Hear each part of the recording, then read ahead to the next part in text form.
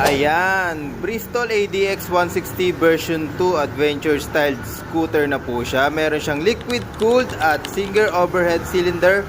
Full barb na rin po siya at meron siyang 13 horsepower at 14 Nm of torque. Yon. So, meron na rin po siyang dual channel ABS at traction control. Inverted front fork and TFT panel display with screen mirroring. Wow! Yan. Sa mga nagtatanong, naka-promo po sa atin yan. 4,000 lamang yung down payment niyan.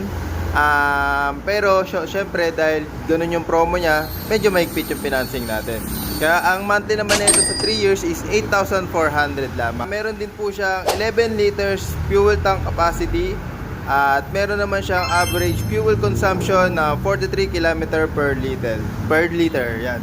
Dual channel ABS na po yan, transaction control. Tapos naka-tubeless na rin po yung mga gulong yan at ayan po yung rim yan. Kaya sa mga nagtatanong, available po yan dito sa Phoenix Motorcycles Corp sa Marine Branch. Ayan. At meron naman tong SRP price na 178,000. At kapag kinash nyo yan, ang maganda dito, mababawasan nyo ng 20,000 kaya magiging 158,000 na lamang po yan. Wow! Kaya sa mga gusto mag-apply dyan, meron kami yan dito available na kulay, pula, puti at black. Yan.